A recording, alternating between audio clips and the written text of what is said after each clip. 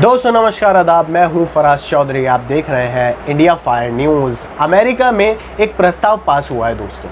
ये प्रस्ताव है भारत के खिलाफ, भारत सरकार के खिलाफ, भारत में बढ़ते अत्याचारों के खिलाफ, जो गैर हिंदुओं पर अत्याचार हो रहे हैं उसके खिलाफ अमेरिका में एक प्रस्ताव पास हुआ है। और वो प्रस्ताव कितना ज़रूरी है, कितना अहम है और कितना बड़ा उसको सपोर्ट मिला है, और जो बाइडन सरकार पर इस कितना ज़्यादा ज़ोर पड़ा है, क्योंकि जिन्होंने प्रस्ताव पास किया है उन सब संगठनों ने बाइडन सरकार पर जोर डाला है कि आप इस पर कोई एक्शन लीजिए भारत सरकार के खिलाफ, क्योंकि गैर हिंदुओं पर जो है अत्याचार हो रहे हैं। यहाँ मुस्लिम नाम नहीं लिया है, सिर्फ मुस्लिमों पर अत्याचार की बात नहीं हुई है, सब जो भी गैर हिंदू भारत में रह रहे हैं उन सब पर अत्याचार हो रहे हैं। भारत सरकार इस पर कोई एक्शन ले, बाइडन सरकार इस पर कोई एक्शन ले। मैं आपको पूरी जानकारी दूंगा और इसमें सबसे ज़्यादा हंसने वाली बात क्या है मैं आपको वो भी बताऊंगा कि आखिर हमारे देश की केंद्र सरकार ने जो इसका पलट में जवाब दिया है उसमें है सबसे ज़्यादा हंसने की बात। तो वीडियो को एंड तक देखिएगा, आपको बहुत ज़्यादा मज़ा आएगा।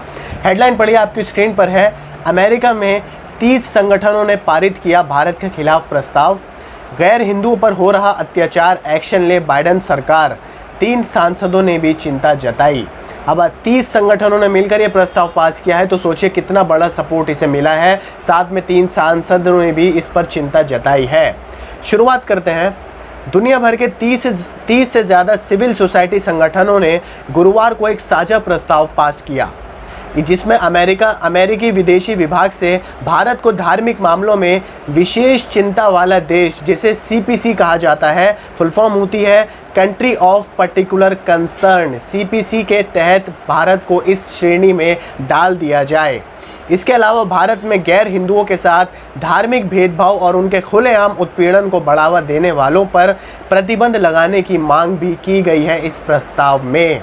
गैर हिंदुओं पर जो भारत में अत्याचार हो रहे हैं या दिन पर दिन बढ़ते जा रहे हैं, इसमें मुस्लिम भी हैं, इसमें क्रिश्चियंस भी हैं, इसमें सिख भी हैं, इसमें और सारे वो धार्मिक लोग हैं या और वो सारे अल्पसंख्यक समाज से आने वाले लोग हैं जिन पर अत्याचार बढ़ रहा है भारत में। और ये सच है, ये कड़वा सच है, आपको ये मानना पड़ेगा ही, क्योंकि खबरों को आप नज़रअंदाज नहीं कर सकते हैं। बताया गया है कि यह प्रस्ताव अमेरिका में पहली बार हुई अंतर्राष्ट्रीय धार्मिक स्वतंत्रता समिट के दौरान पेश हुआ। इसमें शामिल हुए अलग अलग धर्म के नेताओं ने भारत सरकार की आलोचना से बचने के लिए बाइडन प्रशासन पर निशाना साधा है। बता दें कि किसी भी देश को विशेष चिंता वाले देश का दर्जा सिर्फ अमेरिकी विदेश मंत्री की तरफ से दिया जा सकता है, वह भी सिर्फ तब जब उस देश में धार्मिक स्वतंत्रता उल्लंघन के गंभीर मामले सामने आए हों। यानी अमेरिका के विदेश मंत्री चाहे तो हमारे देश को CPC लिस्ट में ला सकते हैं, क्योंकि हमारे देश में धार्मिक जितने भी अत्याचार बढ़ते जा रहे हैं गैर हिंदुओं के साथ, उन सबको देख रहे हैं ये 30 संगठन जिन्होंने ये प्रस्ताव पेश किया है। आगे सुनिए, अगर अमेरिकी विदेश मंत्री किसी देश को धार्मिक मामलों में विशेष चिंता वाला देश करार देते हैं तो इस बारे में अमेरिकी सांसद को भी जानकारी दी जाती है। इसके बाद अमेरिकी सांसद आर्थिक और गैर आर्थिक प्रतिबंधों के जरिए ऐसे देशों पर धार्मिक स्वतंत्रता बनाए रखने का दबाव डालते हैं। यानी इस CPC लिस्ट में जितने भी देश होते हैं, मैं आगे आपको बताऊंगा कि इसमें पहले से कौन कौन से देश हैं।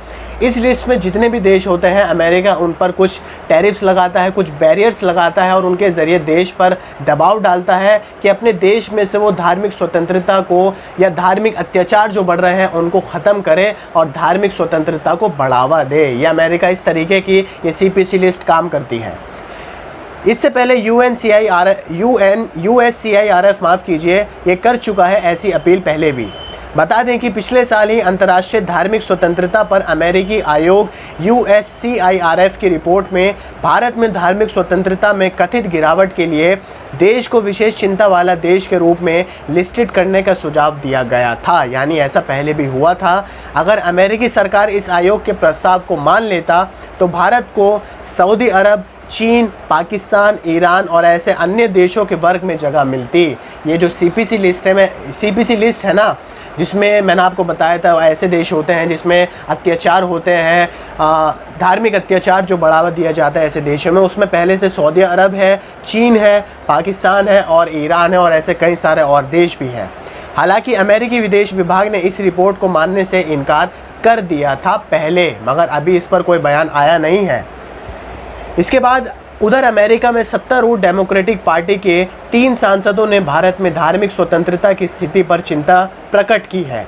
उन्होंने आरोप लगाया कि सरकार सामाजिक और राजनीतिक कार्यकर्ताओं को निशाना बना रही है, अभिव्यक्ति की आज़ादी पर कार्रवाई कर रही है। भारत ने इन आरोपों को खारिज भी कर दिया है। आगे बताऊंगा भारत ने क्या इस पर अपने बयान पेश किए और कैसे हंसने वाले वो बयान है, आप हंसेंगे, सुनिएगा आगे।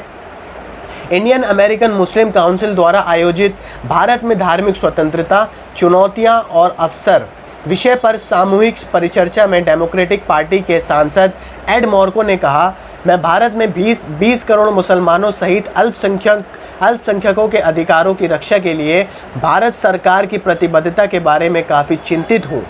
वही सांसद मैरी न्यूमैन ने आरोप लगाया कि पिछले 7 साल में सैकड़ों मुस्लिम पर भीड़ ने हमला किया है। उन्होंने कहा यह न्याय का मजाक है और ये खौफनाक है। जो मॉब लिंचिंग का वर्ड कहा गया है, जिसे मॉब लिंचिंग का करार दिया गया है, जहाँ भीड़ आती है, आक्रामक भीड़ आती है और एक किसी मुसलमान, निहत्थे मुसलमान को टारगेट करती है, उस उत्पीड़न करती है और उसे वहीं मार गिराती है, इसे मॉब लिंचिंग कहा जाता है हमारे देश में। जहां अमेरिका में जिस पार्टी की सरकार है डेमोक्रेटिक की, उसके 3 सांसदों ने इस पर चिंता जताई है और इस प्रस्ताव का एक तरीके से समर्थन किया है, जो भारत में बढ़ रहा है गैर हिंदुओं पर अत्याचार, धार्मिक अत्याचार।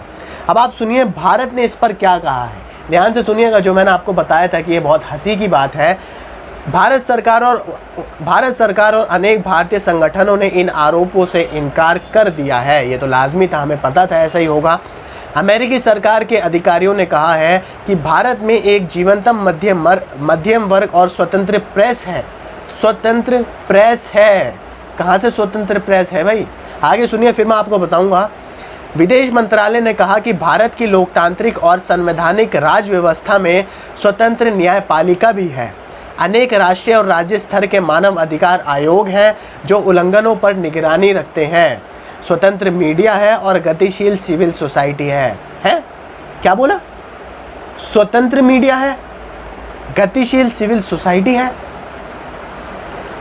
मीडिया स्वतंत्र है, इंडिपेंडेंट मीडिया है हमारे देश में। ये बात इतनी आराम से केंद्र सरकार ने कैसे बोल दी? आप लोग मुझे बताइए, आप अपने दिल पर हाथ रखकर, आंख बंद कर, क्या एक बार ये बात बोल सकते हैं कि हमारे देश की मीडिया इंडिपेंडेंट है, स्वतंत्रता, बिल्कुल स्वतंत्र तरीके से वो अपना काम कर पाती है, या वो करना चाहती है? कर पाती तो बहुत दूर की बात है, खुद क्या मीडिया अपना काम करना चाहती है अच्छी तरीके से? आप यकीन मानिए, अगर हमारे देश की मीडिया अपना काम अच्छे तरीके से करती, सच्चे तरीके से करती, ट्रांसपेरेंट तरीके से करती, तो आज ये हालत ना होती। हमारे देश का मजाक अलग अलग बाहर के देशों में नहीं उड़ाया जाता। बाहर के देशों में हमारे देश की खबरें नहीं चलती। बाहर के देशों में हमारे देश के खिलाफ ये प्रस्ताव पास नहीं होते।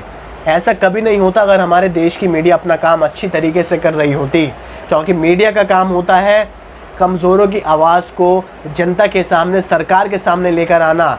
जो जनता की परेशानियां हैं ज़मीनी स्तर पर, उसको सरकार के सामने लाना और फिर सरकार उसका कोई सॉल्यूशन ढूंढे, ये काम होता है मीडिया का।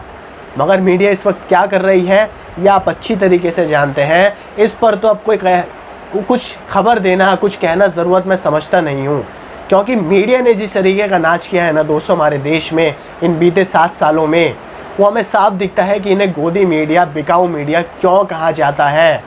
सिवाय प्रोपोगेंडा के, सिवाय बदतमीज़ी के, सिवाय गालियों के, सिवाय गलत खबरों के, फेक न्यूज़ के इन्होंने कुछ नहीं चलाया है। और सरकार के खिलाफ मजाल है अगर केंद्र सरकार के खिलाफ ये एक लफ्ज़ भी बोल दें। अभी देख लीजिए आप कैसे महंगाई का दौर चल रहा है, कैसे पेट्रोल डीजल की कीमत देख लीजिए, और भी जो आपकी रोज़मर्रा की चीज़ें उनकी कीमत देख लीजिए, उनमें किस तरीके का उछाल आ रहा है।